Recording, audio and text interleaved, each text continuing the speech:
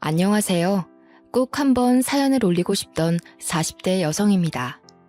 바쁘게 살면서도 늘 이 채널을 켜두고 있답니다. 사람 사는 이야기들을 들으며 같이 욕도 하고 같이 울기도 하고 참 많은 감정을 느꼈던 채널이라 그런지 정감이 가는 거 있죠? 그런 채널에 드디어 제 사연을 올리다니 감개무량합니다. 항상 보면 가슴이 미어지고 가슴 속에서 분노가 차오르는 사연들이 많은데 과연 제 사연은 어떻게 보실지 너무 궁금하네요. 그럼 시작해 보겠습니다. 도시 빈민가가 바로 제가 살던 곳이었죠. 아직도 생각하면 인상이 써질 정도로 생각조차 하고 싶지 않은 그런 곳에서 줄곧 살았습니다. 자식이라고는 딱 저 하나뿐인데 저희 집은 참 힘들었어요. 한 번도 부유했던 적이 없었고 빈민가에서 줄곧 살았던 게 제 일상이고 인생이었는데 저는 적응을 못했습니다. 그곳에서 사는 내내 무서웠고 싫었고 두려웠죠. 방음은 기대도 할 수 없었기에 지나가는 행인들의 웃음소리나 싸우는 소리 등의 별소리가 다 들렸거든요. 간혹 모두 잠든 새벽녘 누군가 고함이라도 치며 욕을 퍼부으면 전 그렇게 무서웠습니다. 밖에서 소리치는 그 사람이 꼭 저희 집에 들어와서 행패를 부릴 것 같았죠. 그렇게 허름했고 보안이라고 기대할 것도 없었습니다. 솔직히 말하면 어린 딸을 키우기에는 최악의 조건인 집이었죠.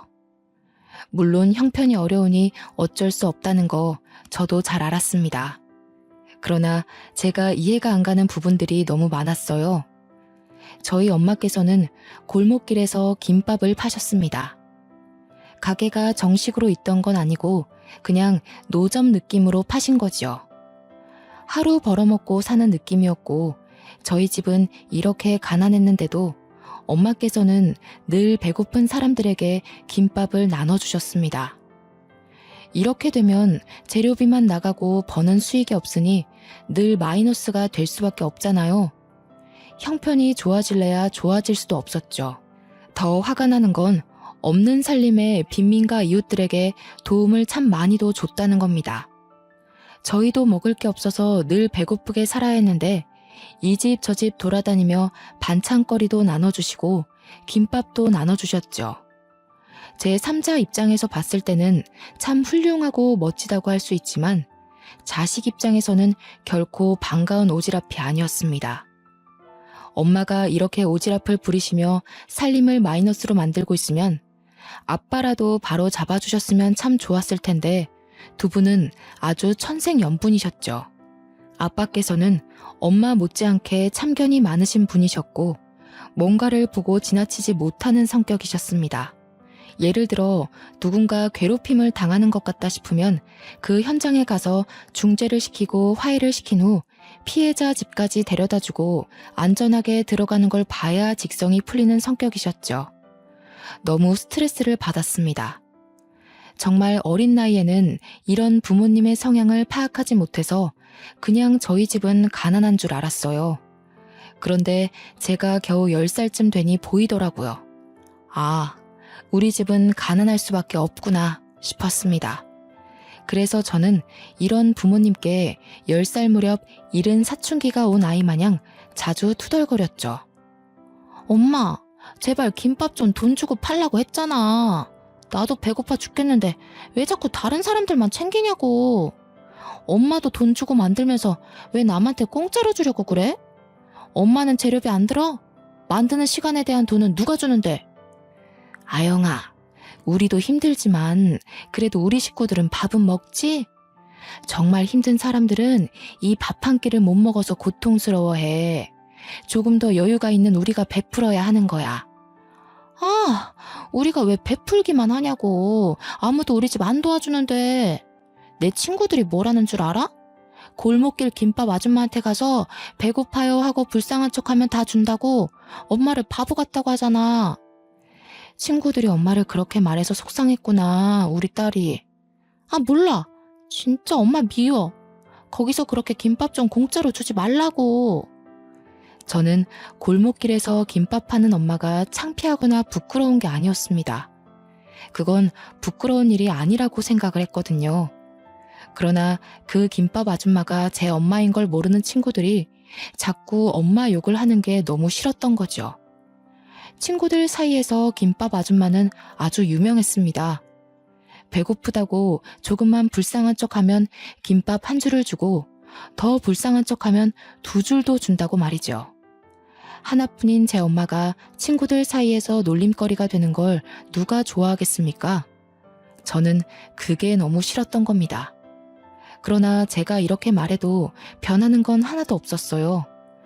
시간이 갈수록 부모님께 불만은 커져만 갔고 저는 부모님과 대화도 잘 하지 않고 매일같이 뾰루퉁하게 삐져 있었습니다. 그러던 어느 날 너무 큰 일이 벌어졌죠. 여느 때처럼 학교를 마치고 집에 가는 길에 골목길을 괜히 쓱 봤는데 엄마가 안 계시는 겁니다. 제가 늘 뾰루퉁한 표정으로 엄마를 쳐다보면 활짝 웃으며 인사를 해주셨고 비가 오나 눈이 오나 김밥을 파셨던 엄마가 안 계실 리가 없었죠. 뭔가 이상하다 싶었지만 혹시 집에 계시지 않을까라는 기대감에 집으로 막 뛰어갔습니다. 그리고 그날 처음으로 밤늦게까지 혼자 집에 있어야 했어요. 부모님과 있어도 무서운 그 집에 이유도 모른 채 밤늦게 부모님을 기다리던 저는 공포에 질려 펑펑 울고 말았어요. 울다 잠이 들었는데 엄마께서 뒤늦게 오셔서 정말 슬픈 얼굴로 저를 끌어안고 오열을 하셨죠. 그런 저는 못나게도 왜 늦게 나타났냐며 원망의 말만 내뱉고 말았습니다. 어떻게 나 혼자 두고 지금 올 수 있어? 나 얼마나 무서웠는지 알아? 엄마가 어떻게 된 줄 알았잖아. 아영아 우리 이제 어쩌면 좋니? 뭐를 왜 자꾸 우는데? 무서웠던 건 난데. 아영아 우리 딸 어떡해 정말. 엄마는 한참 동안 제대로 말도 못하시고 오열을 하셨습니다. 뾰루퉁하게 엄마한테 투덜거리던 저도 뭔가 심상치 않은 분위기를 감지했어요. 10살이면 꽤 어린 나이인데 그 나이 때 느낄 수 있는 가장 큰 공포심과 불안함을 느꼈던 순간이었죠. 저는 점점 말이 없어졌고 엄마의 눈물이 멈추길 기다렸습니다. 한참을 오열하시던 엄마는 제 머리를 쓸어 넘기시고 얼굴을 만지시길 몇 번을 반복하셨을까요? 어렵사리 입을 여셨습니다. 아빠께서 하늘나라로 가셨다고 말이죠. 처음에 엄마께 이 말을 듣고는 아무 생각이 나지 않았어요. 아빠가 하늘나라로 갔다는 것 자체가 실감이 나지 않았습니다. 분명 오늘 아침까지만 해도 아빠랑 인사도 하고 장난도 쳤으니 말이죠. 거기다 고개를 돌려 집을 봤는데 여전히 아빠의 흔적이 다 그대로인데 어떻게 아빠가 하늘나라로 갔다는 건지 모르겠더라고요. 저는 울지도 않았고 그냥 가만히 멍하게 있었습니다. 한참을 엄마와 시간을 보내고 대화를 한 후 장례식장으로 갔는데 아빠 영정사진을 보고 조금씩 감정이 이상했어요. 너무 어려서 저게 영정사진인지도 몰랐고 그냥 아빠 사진이 큼직하게 있다는 정도로 인식했는데 아빠 지인들과 가족들이 너무나도 슬프게 우는 겁니다. 그리고 모두 저를 발견하자마자 이제 어떡하냐며 통곡을 하시는데 그때서야 아빠 없는 현실이 조금씩 실감났어요. 아빠가 정말 세상을 떠나셨더라고요. 제가 고작 10살이었고 아직 하고 싶은 것도 많았고 못 해본 게 너무 많았는데 그냥 그렇게 하루아침에 가셨습니다. 솔직히 이별이란 게 뭔지 제대로 느끼지도 못할 나이에 아빠를 보내야 해서 마음껏 아파하지도 못했습니다. 그런데 더 아픈 건 아빠가 하늘나라로 가신 이유였죠. 불의를 보면 못 참는 우리 아빠가 길을 걷다가 동네 양아치들에게 맞고 있는 남학생을 발견했다고 합니다. 그런데 학생들끼리 치고받고 싸우는 수준이 아니라 정말 심각하게 구타를 당하고 있었고 이건 아빠가 나선다고 중재될 게 아니었죠. 당연히 경찰을 불러서 해결을 했어야 했는데 아빠는 다급한 마음에 스스로 나섰고 학생을 지키기 위해 대신 심한 폭행을 당하셨습니다. 폭행의 정도가 너무 심했고 아빠는 어떻게 해보지도 못하시고 현장에서 심장마비로 가셨다고 하셨죠.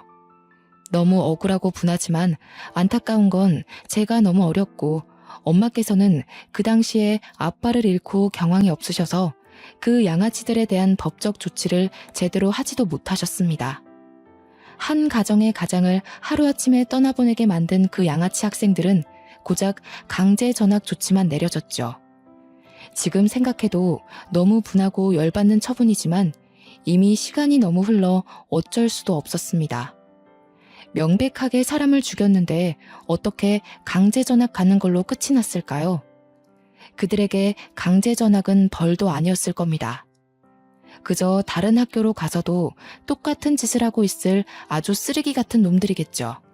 사람을 죽인 그 양아치들은 아주 잘 먹고 잘 살고 있을 텐데 왜 그들에게 아무런 법적 조치가 일어나지 않는지 너무 원망스러웠습니다. 아빠께서 하루아침에 허망하게 떠나신 후 저희 집은 말할 것도 없이 힘들었어요. 안 그래도 경제적으로 힘들었던 집이었지만 더 심각했죠. 아빠께서는 원래 동네 이발소를 운영하셨습니다. 그런데 문제는 엄마처럼 남을 돕기 위해 운영한 것이지 돈을 벌 목적이 아니셨습니다. 워낙 빈곤한 동네이니 돈 없는 어르신들에게는 늘 무료로 이발을 해주셔서 솔직히 수입은 거의 없는 편이었죠. 사실 엄마보다 아빠가 더 심하셨어요. 이발소에 손님이 없으면 아예 이발소 문을 닫아버리고 미용 장비들을 챙겨서 이리저리 돌아다니거나 거동이 어려우신 어르신을 집으로 직접 가서 무료로 이발을 해주셨어요. 저희 부모님 참 선하고 좋으신 분들이지요. 그러나 어린 저는 무턱대고 남을 돕는 부모님을 이해할 수 없겠더라고요. 어린 딸 자식이 있는 가장이 어떻게 목숨까지 걸고 남을 돕습니까? 그 당시에 저는 아빠에 대한 원망이 너무 컸습니다. 생판 모르는 남을 목숨까지 도와줄 때 집에 있을 가족들 생각은 한 번도 하지 않았을 겁니다. 엄마도 아빠도 한평생을 이렇게 사셨던 분들이니 재산이랄 것도 없었고 엄마와 저는 생계 유지가 곤란했습니다. 그럼에도 불구하고 여전히 엄마는 김밥을 무료로 나눠줬고 저는 미칠 것 같았죠. 정말 부부는 닮는다더니 저희 부모님은 하늘이 맺어준 인연이 아닐까 싶습니다. 아빠께서 가신 후 저희 모녀 사이는 벌어질 대로 벌어졌어요. 엄마와 더는 다투기도 싫었고 그냥 빨리 크고 싶었습니다.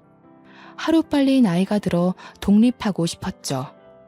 그러던 중 아빠 사망보험금이 아주 조금 나왔고 엄마께서는 그걸로 아주 작은 김밥집을 아예 차리셨습니다. 솔직히 이때 조금은 기대했어요.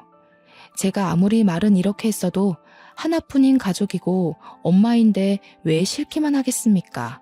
아빠 목숨값이기도 하고 정말 어렵게 차린 가게이니 엄마께서 제대로 가게 운영을 해주시길 기대했습니다. 엄마가 오픈하신 김밥집이 학교 근처라 하굣길에 궁금한 마음에 가봤어요. 그런데 멀리서 봐도 김밥집 앞에 줄이 정말 길게 서 있는 겁니다. 전 너무 놀랐고 기쁜 마음과 자랑스러운 마음에 엄마께 달려갔죠. 거기에는 학교 친구들도 있었고 처음으로 저희 엄마라고 소개를 했습니다. 뭐야? 너도 김밥 먹으러 왔냐? 아니, 여기 우리 엄마 가게인데? 너희 우리 엄마 김밥 먹으러 온 거야? 아, 너희 엄마구나. 아줌마, 저 아영이랑 같은 반 친구인데 세 줄 주세요. 배가 너무 고파요. 저도요. 저도 아영이랑 같은 반이니까 세 줄 주세요. 뭐야, 엄마? 또 돈 안 받고 김밥 팔고 있는 거야? 그래서 이렇게 줄이 긴 거였어?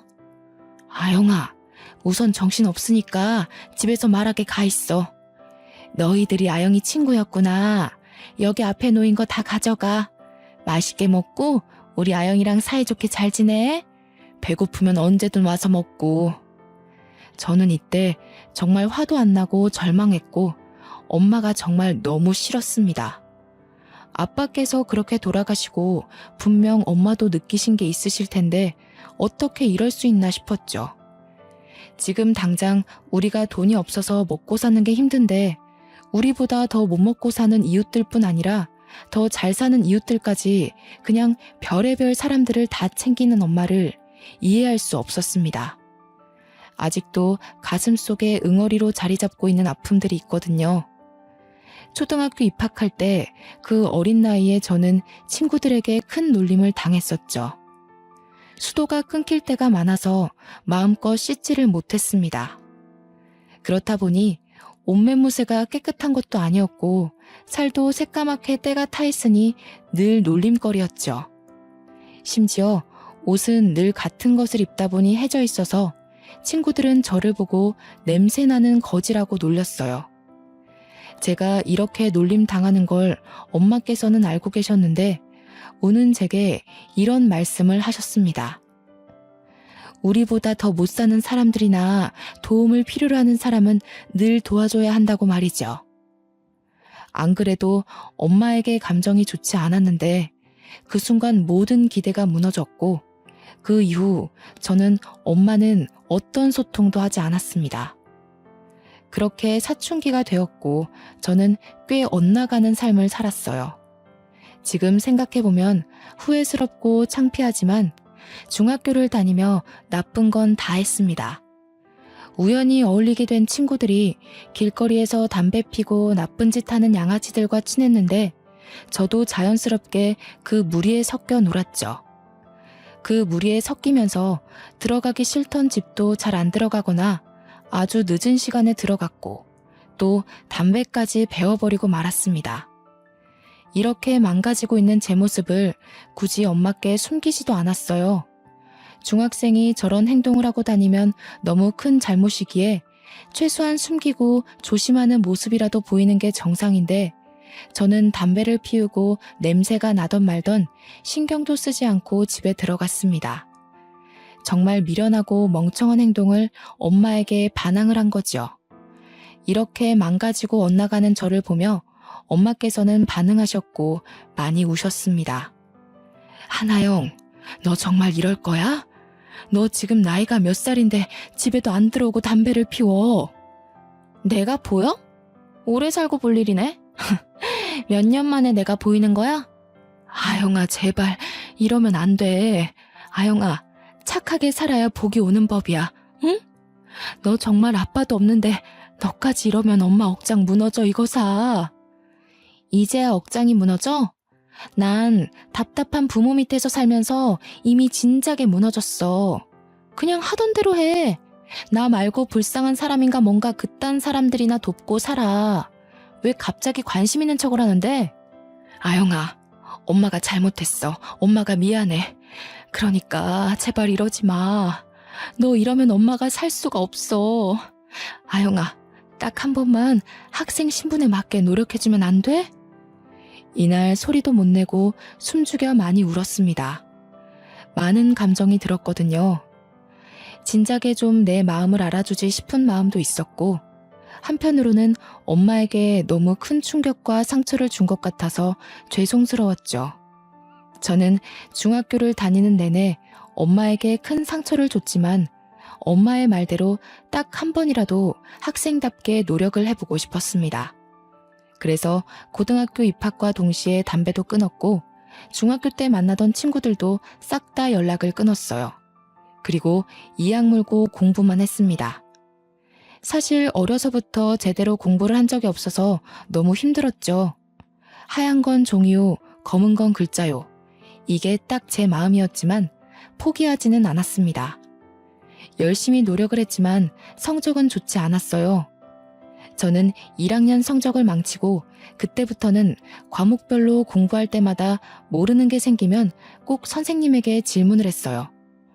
온종일 물어가며 머리를 싸매고 공부를 했더니 선생님들도 귀찮으실 텐데 오히려 저를 예쁘게 봐주셨고 더 자세히 봐주셨죠. 이렇게까지 머리를 싸매고 이악 물고 공부하던 저는 목표가 있었습니다. 중학교 내내 나쁜 짓 하고 1학년 성적도 망쳤지만 변함없이 제 목표는 의대였죠. 이유는 아픈 환자를 치료해주고 싶은 마음보다는 그저 돈을 잘 벌어서였어요. 지긋지긋한 이 가난을 끊을 수 있는 유일한 직업이라 생각을 해서 저는 꼭 의대를 가야 했습니다. 다들 제가 의대를 목표 삼고 있다고 하면 비웃었어요. 중학교 때 어떻게 지냈는지도 알았고 1학년 성적을 알았으니 말이죠. 그런데 전 아랑곳하지 않았고 1년 365일 내내 흔들림 없이 꿋꿋하게 공부만 했습니다. 공부를 하면서도 내가 정말 갈 수 있을까와 같은 생각들이 머리에 가득 찰 수 있지만 저는 그런 생각조차 하지 않았어요. 아무 생각 없이 공부만 하는 저를 보며 엄마께서도 묵묵히 케어를 해주셨습니다. 제가 공부하던 이때가 집이 가장 조용했던 시기였죠. 그 흔한 밥 먹어라는 말도 하지 않으셨고 상을 차려두고 조용히 기다려주셨어요.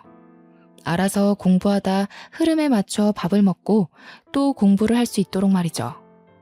그렇게 공부를 한 결과 제가 머리가 있었는지 정말 남들보다 너무 늦었고 부족한 게 많았는데 수능 성적으로 진짜 꿈에 그리던 의대를 합격하게 되었습니다.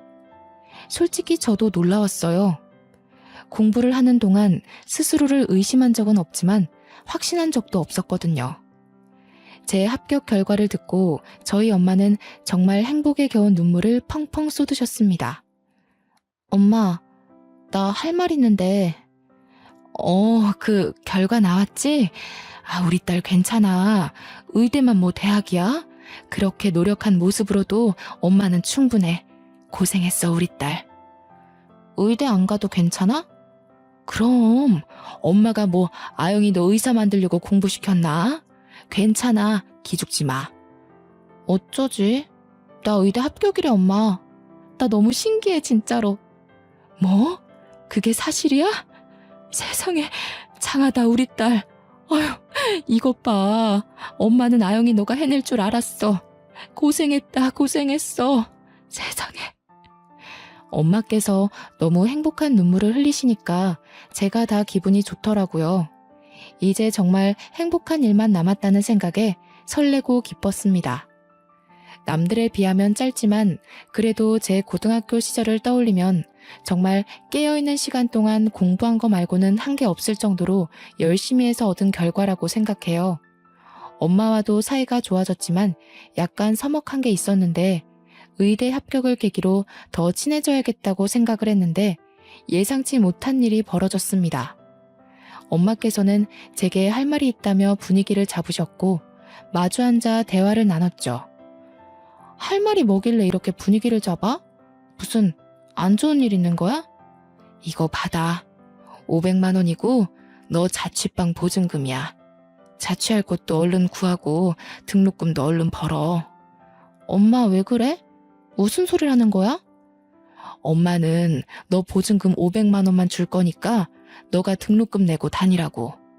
그리고 자취할 집도 빨리 알아봐야 할 거야. 좋은 집은 빨리 나가거든. 엄마, 진짜 너무한 거 아니야? 말이 아다르고 어다르다고. 우리 집 형편 뻔히 알아서 등록금 내주는 건 기대도 안 했는데 어떻게 이렇게 말할 수 있어? 생판 모르는 남들은 그렇게 잘만 도우면서 하나뿐인 딸은 서울 가서 혼자 살아야 하는데 500만 원 쥐어주고 집도 알아서 구하고 학교도 알아서 다녀라 이거야? 아영아, 엄마가 늘 말했잖아. 생판 모르는 남이 아니라 어렵고 도움이 필요한 사람을 돕는 거라고. 아무튼 그렇게 알고 있어. 엄마는 김밥 재료 준비해야겠다. 저는 너무 충격적이었습니다. 돈을 기대한 건 아니었지만 적어도 딸이 타지살이를 하게 되면 당연히 걱정스러운 마음에 같이 올라가서 집도 같이 알아보고 계약을 하는 게 엄마 마음 아닌가요? 저 당시에 제 마음은 500만 원 쥐어주고 너 살 집까지는 구해줬으니 이제 알아서 살으라고 하는 것 같았습니다.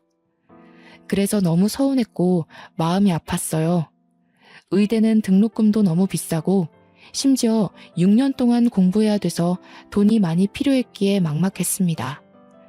그렇게 꿈꾸던 의대에 합격해놓고 이렇게 슬플 줄은 몰랐죠. 비록 중학생 때 정말 나쁜 행동을 했었지만 고등학생 때 정신을 차리며 의대 합격이라는 기쁨을 엄마께 안겨드리면서 모녀 사이가 많이 회복될 거라고 기대를 했습니다. 그러나 그 말을 듣고 다시 한번 굳게 마음이 다쳤죠. 홀로 서울에 어렵게 터를 잡았지만 당장 먹고 살 게 문제였습니다. 여전히 공부에 손을 놓을 수는 없었고 일은 해야 했기에 너무 막막했어요. 한참을 고민한 끝에 저는 제 학부를 강조해서 고액 과외들만 하며 돈을 벌어서 공부를 했고 정말 힘겹게 의대를 졸업했습니다. 다시 대학생으로 돌아가라고 하면 죽어도 돌아가지 못할 정도로 힘들게 살았죠. 제가 이렇게 사는 동안 엄마께서는 걱정도 하지 않으셨습니다. 한 달에 한 번씩 전화하며 잘 지내냐 물으셨고 잘 지낸다고 말하면 알겠다며 바로 끊는 게 전부였죠. 그렇다 보니 엄마에 대한 애정이 없었습니다. 가족이래 봤자 겨우 엄마 혼자인데도 저는 가족을 챙기지 않았습니다. 그렇게 살다 제가 대학병원 인턴 1년차 때 엄마가 다른 병원 응급실에 쓰러졌다는 연락을 받았죠. 보호자가 저뿐이라 급하게 연락을 받았습니다. 저는 이때 불효녀인 저를 원망하고 또 원망할 수밖에 없었어요. 급하게 엄마가 계신 응급실로 갔는데 피검사를 했더니 간암이 의심되어 정밀검사가 필요하다는 말을 들었습니다. 전혀 몰랐는데 저를 서울로 보낸 후 엄마께서는 극심한 외로움에 매일 소주 한 병씩 습관처럼 마셨다고 하셨죠. 의식이 없는 엄마의 얼굴을 뚫어져라 보는데 제가 무심했던 사이 엄마가 너무 나이 드신 게 눈에 보여 눈물을 하염없이 흘렀습니다. 한참을 울던 중 엄마가 정신을 차리셨고 힘겹게 제게 보고 싶었다고 너무 보고 싶었다며 눈물을 흘리셨죠. 저희 모녀는 대체 왜 이러는 건지, 왜 이렇게 서로 엇나가고 마음을 모르는 건지 마음이 너무 아팠습니다. 서운한 게 있으면 대화로 풀어라도 볼 것을 자식이라곤 저 하나인 엄마에게 거리를 두고 살았으니 그간 얼마나 외로우셨을까. 제 행동들이 너무 후회되더라고요. 이유를 불문하고 서울로 모시고 올라와서 이제라도 매일을 함께하며 효도를 해야겠다고 다짐했지만 진단 결과는 좋지 않았습니다. 간암 4기에 이미 폐까지 전이가 되었던 상태였죠. 이 정도면 통증이 말도 못할 정도였을 텐데 그간 제게 말도 하지 않고 버텨온 엄마를 떠올리니 울 수도 없었습니다. 그 아픈 몸을 이끌고 여전히 김밥을 말아서 동네 사람들을 나눠주며 살았던 엄마가 더는 밉지 않았어요. 그냥 이기적이고 못된 제 자신이 미웠죠. 너무 속상한 마음에 또 마음에도 없는 소리를 하며 저도 모르게 엄마에게 언성을 높이며 말을 했습니다. 엄마, 대체 이 지경이 되도록 병원도 안 가고 뭐 한 거야? 이렇게 살려고 연락도 제대로 안 한 거야? 날 이렇게 불효녀 만들고 떠나야 속이 편해? 우리 아영이 고운 거 봐. 우리 딸 잘 사는 거 봤으니 됐어. 엄마는 치료 안 할 거야. 엄마는 병원에서 연명하다 가기 싫어. 너무 슬프지만 의사는 마지막을 준비하라고 했죠. 딸인 제가 의사인데 아무것도 못 해드리니 죄책감이 너무 컸고 뭘 해보지도 못하고 엄마 곁을 지킨 지 한 달 만에 엄마는 아빠 곁으로 가셨습니다. 장례를 치르는 내내 울다 쓰러질 정도로 참 많이 울었어요. 못 해드린 게 너무 많은 불효녀라 가슴이 찢어지다 못해 숨도 못 쉴 정도로 아려오더라고요. 엄마를 겨우겨우 보내드리고 한동안 정신도 못 차리고 엄마 집에서 지난 흔적들을 보는데 너무 속상했습니다. 여전히 낡은 이 집에서 아빠도 없이 저도 없이 홀로 얼마나 외롭고 쓸쓸했을까 싶었죠. 심지어 정말 많이 아팠을 텐데 그 작은 곳에서 괴로운 고통 참아가며 살았을 엄마를 떠올리니 제 자신을 참을 수가 없었습니다. 엄마 입장에서는 딸 하나뿐인데 그 먼 서울 땅에 홀로 보내면서 얼마나 걱정이 많으셨을까요?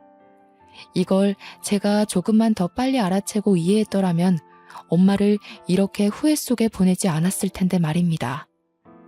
저는 엄마의 장례를 치르고 도저히 서울로 바로 올라갈 수 없었고 휴가를 낸 후 엄마가 살던 집에서 시간을 조금 보냈어요. 반성도 했고 후회도 하다가 문득 부모님과 함께 행복하게 웃던 저희 가족의 모습이 생각나면 웃다가도 울음을 터뜨리고 말았습니다. 그렇게 겨우 엄마를 가슴에 묻고 하나씩 정리를 했어요. 엄마의 흔적이 남은 김밥집은 팔아버렸고 그 동네와는 아예 영원히 안녕해버렸죠. 가슴에 응어리를 하나 더 품고 서울로 돌아와서 저는 더 독하게 살았습니다. 레지던트 생활을 끝낸 후 이비인후과 전문의가 되었는데 이때 동네 병원을 개원할 수 있었지만 아직 돈이 그렇게 여유롭지 않아서 종합병원에 들어갔죠. 혼자 생활이 점점 익숙해지다 보니 외롭기도 하고 남자를 만나볼까라는 생각이 들더라고요. 마음도 많이 평온해졌고 여유도 생겼거든요. 그래서 소개팅을 많이 했었는데 하나같이 다 별로였습니다. 의사인 걸 알고 나오니 대놓고 얼마를 버냐고 묻질 않나. 제가 의사라서 나온 사람들도 있고 그냥 다 조건 보고 나온 사람들이라 정 떨어져서 싫더라고요.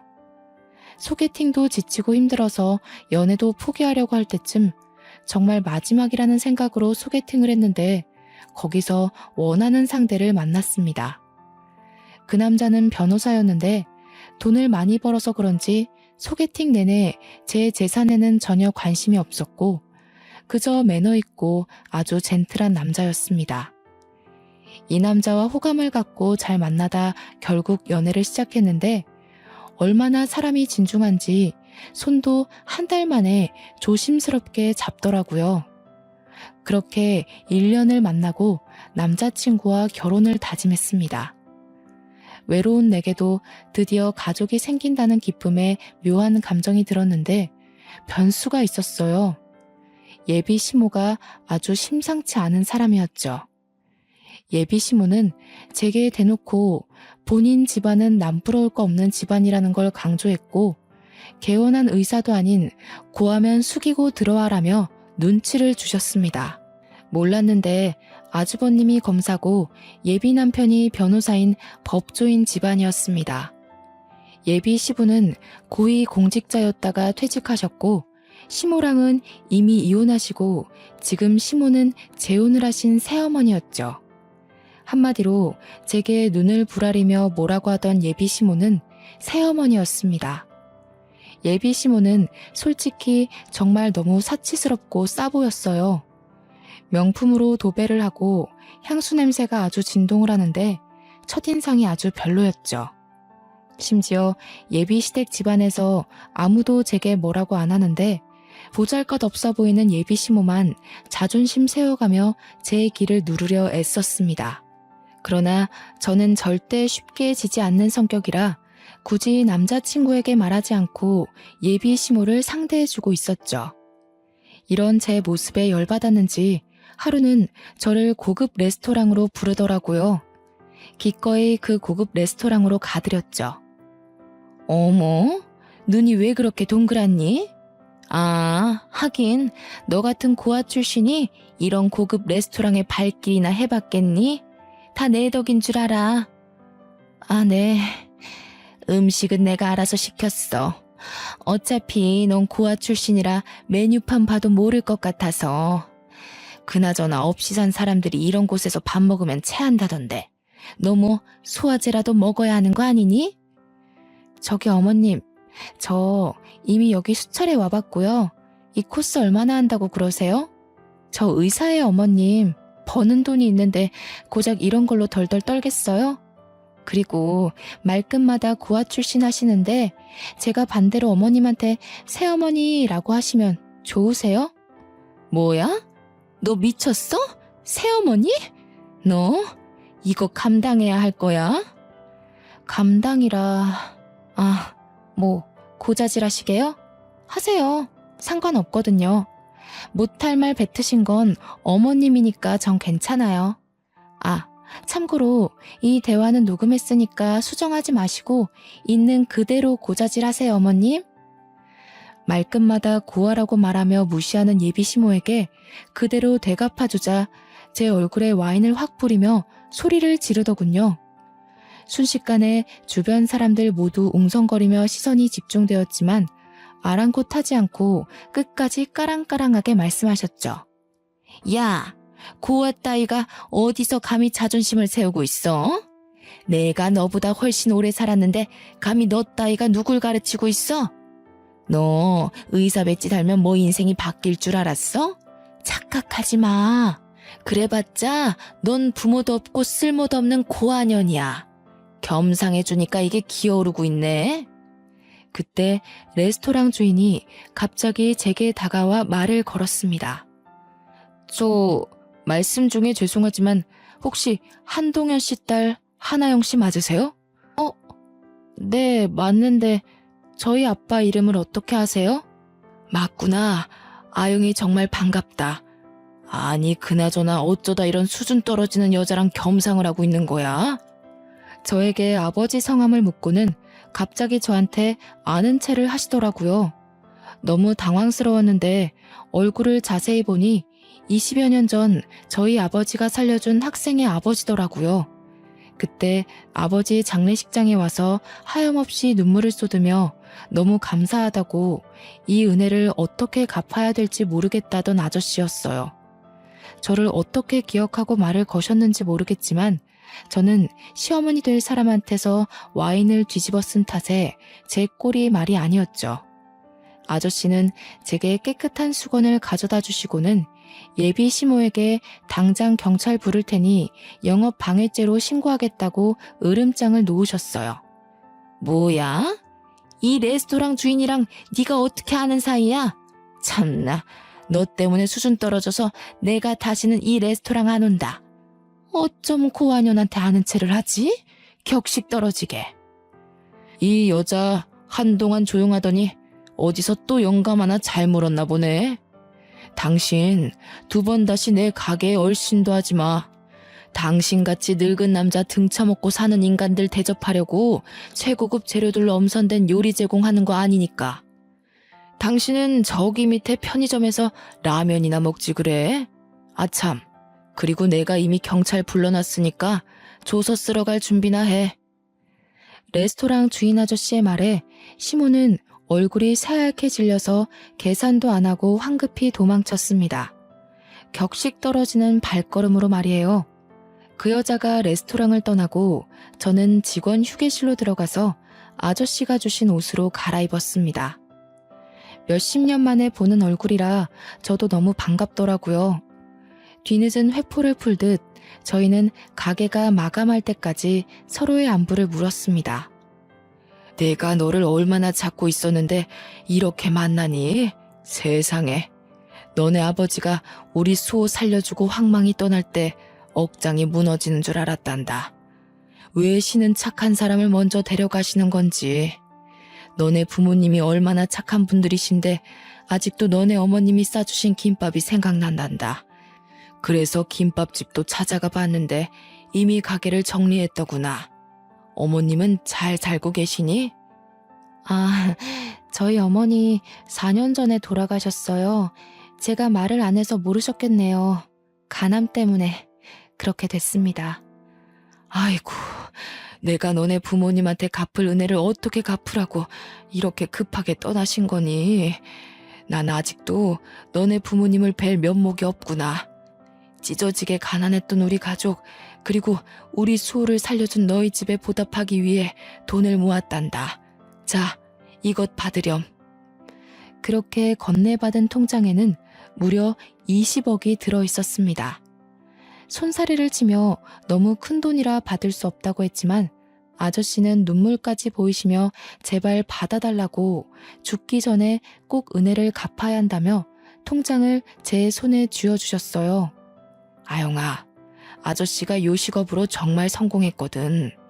고급 레스토랑만 해도 전국에 수십 개 차렸어. 여기가 본점이고. 내가 언젠가 너희 가족 만나면 꼭 주려고 모아둔 돈이야. 드디어 줄 수 있다니 너무 기쁘다, 아영아. 이것밖에 못 줘서 아저씨가 너무 미안해. 그렇게 20년간 쌓인 이야기 보따리를 풀었고 아저씨는 우리 부모님한테 은혜를 갚고 싶은 분들이 정말 많다고 하시며 옛 동네에 사셨던 주민들에게도 소식을 전해주셨습니다. 아저씨의 차를 타고 다 함께 부모님 빈소에 인사를 하러 갔습니다. 세상에, 아영 엄마, 뭐가 그렇게 급하다고 떠났어. 내가 아영 엄마가 싸준 김밥 덕분에 죽고 싶은 마음을 꾹 참고 매일매일 살려고 노력했어. 그 김밥 없었으면 우리 가족은 다 굶어 죽고 이 세상에 없었을 거야. 이 말을 너무 뒤늦게 말했다, 그치? 아영이가 참 이쁘게 곱게 컸네. 하긴 엄마 아빠가 그렇게 인물이 좋으니 아영이도 그렇지. 이제 우리가 있으니까 아영 엄마, 아영 아빠 하늘에서 보고 있지? 우리가 아영이 잘 키워줄게. 걱정 말고 맡겨줘. 살아있을 때 갚지 못하는 애는 내가 죽을 때까지 우리 아영이 도와주며 갚을게. 날 좋은 날 하늘에서 다 같이 봅시다. 고마웠어. 아휴, 왜 이렇게 눈물이 나는지 모르겠네. 그동안 얼마나 마음고생이 심했어 그래. 고생했다. 고생했어. 이제는 여기가 다 이모고 삼촌이고 엄마고 아빠라 생각하고 살아라. 아영아 알겠지? 다들 왜 우세요? 좋은 날에. 워낙 형편이 어려운 주민들이 많아서 대부분 그대로 살고 계셨지만 레스토랑 아저씨처럼 성공하신 분도 계셨습니다. 제가 좋은 소식 들고 왔으면 좋았겠지만 예비 시모로 인해 파혼을 결정하며 어깨가 조금 무겁더라고요. 그래도 조금 속 시원했던 건 예비 시모와의 대화 녹취본을 시댁 식구들 카카오톡에 전부 보내버렸습니다. 처음에 남자친구에게 파혼하자고 했더니 너무 당황해하며 우리가 어떻게 헤어지냐고 이유가 뭐냐고 난리가 났었죠. 그래서 전 대답도 하지 않고 그냥 저 녹취본 파일을 보내줬습니다. 예비 시모가 시댁 식구들 앞에서는 현모양처에 아주 교양 있는 척을 다 떨었을 텐데 아마 그 녹취본을 들은 식구들의 충격은 굉장할 거예요. 그렇게 2주가 지날 때쯤 뜬금없이 예비 시부가 연락 와서는 잠시만 자기를 만나줄 수 있냐고 부탁하는 거예요. 약속된 장소로 가서 대면대면 이야기를 시작했더니 글쎄 갑자기 예비 시부가 이혼을 한다는 겁니다. 내가 너무 사람을 잘못 봤더라고. 세아가 덕분에 집사람이 얼마나 삐뚤어진 사람이었는지 잘 알게 되었어. 그 여자가 세아가 너한테도 참 못할 짓을 했더구나. 내가 대신 사과하마. 재혼할 때만 해도 이런 사람이 아니었는데 돈에 눈이 멀어서 지금은 지독한 여자가 되었더구나. 그래서 나는 이혼을 할 거란다. 세아가 너는 파혼하지 말아다오. 우리 집에 다시는 그 여자가 발붙일 수 없도록 신경 쓸 테니 지난 날은 잊고 우리 아들과 다시 결혼 진행할 수는 없겠니? 진심 어린 예비 시부의 사과에 저는 고민을 했습니다. 나를 고아라며 놀려대던 시모될 사람은 이미 집에서 쫓겨났고 저는 예비 남편과 또 한 번 만나서 이야기를 했답니다. 예비 남편은 저와 절대 헤어질 수 없다며 잡고 또 잡았지만 끝내 거절했습니다. 결혼도 하기 전에 시월들을 경험해버린 탓에 결혼이 하기 싫어지더라고요. 그리고 예비 남편도 전 시모가 제게 막말을 할 때 모른 척 듣고만 있던 적도 있었고요. 그래서 그냥 결혼을 포기했습니다. 또 언젠가 정말 좋은 사람을 만나면 결혼에 대한 생각이 바뀔 수 있겠지만 현재는 결혼에 대한 확신이 들지 않았거든요. 그렇게 파혼을 한 뒤 저는 혼자 조용히 살고 있습니다. 레스토랑 아저씨께 받은 20억과 저를 또 돕고 싶다는 주민의 도움으로 제 개인 병원을 개원했고 이제서야 부모님의 그 선한 마음이 조금은 이해가 가서 휴무에는 시골에서 의료봉사를 다니고 있답니다. 부모님이 남을 돕는 걸 그렇게 싫어했던 제가 결국 부모님이 도운 분들에게 은혜를 대신 받는 게 조금 부끄럽긴 합니다. 그래서 앞으로 부모님의 마음을 더욱 헤아리고 이해하며 남은 여생은 부모님처럼 남에게 베푸는 삶을 살고 싶습니다. 제 사연을 끝까지 봐주셔서 감사합니다.